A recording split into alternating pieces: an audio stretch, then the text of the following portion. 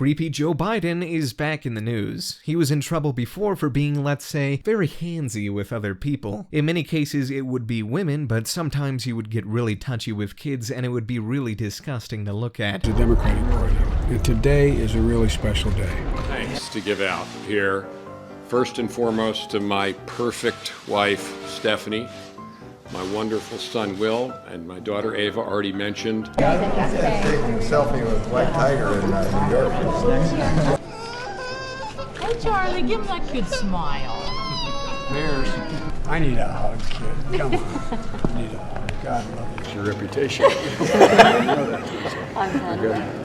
Kind of tough. 50. Remember, no serious guys in your 30s.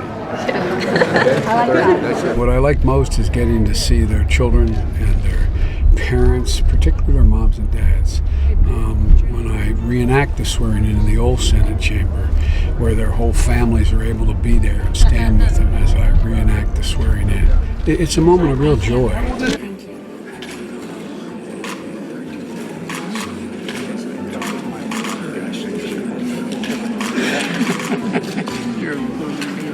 A second woman accused former Vice President Joe Biden of making unwanted physical contact, and by her own words, she pushed back against the suggestion that certain types of behavior are grandpa-like or just friendly behavior in general. Amy Lapos alleged that Joe Biden grabbed her head to rub noses at a 2009 fundraiser of Representative Jim Himes, whom she formerly worked for as a congressional aide. She said that the contact wasn't sexual, but that Biden did grab her by the head. That's what she claimed in an interview she did with the Hartford Courant on Monday. He put his hand around my neck and pulled me in to rub noses with me. When he was pulling me in, I thought he was going to kiss me on the mouth. Truly disgusting stuff, and Biden really is a weird guy. We knew that for years, but this just confirms it. That's almost a running joke in US politics, that Biden likes to grab women and children and being all touchy with them. Lapo said that she didn't file a complaint at the time because Biden was the vice president and she, by her own words, was a nobody and nobody would believe her. Amy Lapos claims that this behavior wasn't grandfatherly at all, and that there's a line of decency which Biden crossed at that point. There's absolutely a line of decency, Lapos said to the Current. There's a line of respect.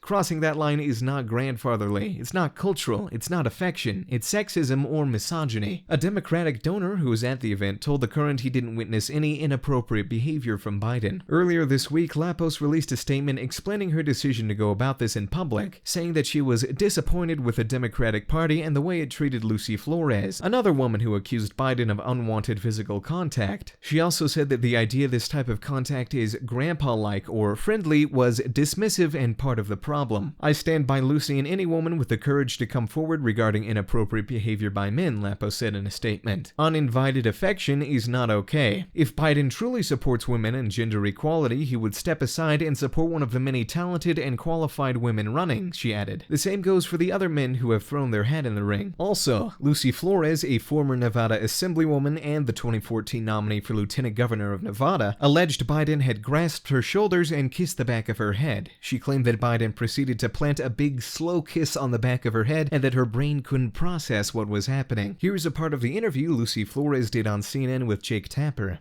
Well, it happened also suddenly. Anyone who's ever been at a rally recognizes that there is just chaos. There's a lot of energy, that everyone's running back and forth. Eva Longoria was there. We were all lined up next to the stage. Eva was in front of me. Joe Biden was behind me. I'm kind of preparing myself to give these remarks. It's the very last days before the election. And very unexpectedly and out of nowhere, I feel Joe Biden put his hands on my shoulders, get up very close to me from behind, lean in, smell my hair, and then plant a slow kiss on the top of my head. And that in and of itself might not sound like it's a very serious thing. That in and of itself might sound like it was innocent and well-intentioned.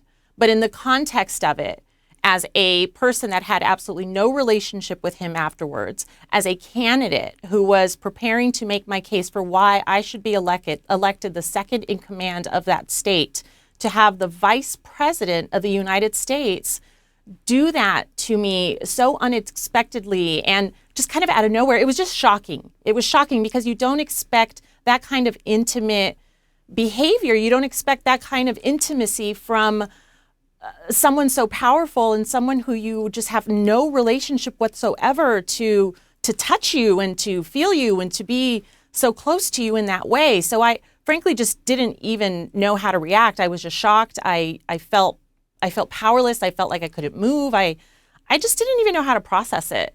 It will be interesting to see what will happen with Biden. He is a very popular Democrat. He is currently leading in the polls in a Democratic primary, even though he didn't officially announce that he will be running. But after all these accusations, it is possible that he won't even enter the race at all. Since the Democratic Party is already hostile to straight white men, it will be especially difficult for Biden, since he's a straight white man himself, credibly accused by 2 women of sexual misconduct. Before we begin this next segment, a warning to our viewers at home. This is a show with a sense of propriety, a family show. We try not to put anything on the screen that we'd be ashamed to show our own children. So with that in mind, you may see pictures as this progresses that make you uncomfortable. You might want to leave the room. It's about Joe Biden. Joe Biden was supposed to be the front runner for the 2020 presidential nomination on the Democratic side, and the polls show that he still is. But the former vice president has had a terrible weekend. He has faced backlash for controversial behavior, physical behavior around women. Former Nevada Assemblywoman Lucy Flores on Friday accused Biden of making her feel deeply uncomfortable by kissing her without being asked on the back of the head at a 2014 campaign event. She wrote a piece about it. Former Democratic congressional aide Amy Lapos, meanwhile, accused Biden of inappropriately touching her head in 2009. It's a head thing. Flores says that in her view, Biden should not run for president. So I've answered this question many times in saying that personally, I do not believe that he should run. Hair sniffers have no place in the modern Democratic Party. The rules are changing fast, but that's apparently where we are right now. In any case, it is not a great look for Joe Biden. Keep in mind, he is the man who has, over the years and many times recently, bemoaned the fraying of America's moral fabric. That invisible moral fabric that holds up a society, a democracy, is being shredded. There's an invisible moral fabric. There's an invisible moral fabric. There's an invisible moral fabric. This invisible moral fabric. There's an invisible moral fabric that holds up all societies. The invisible moral fabric. The moral fabric.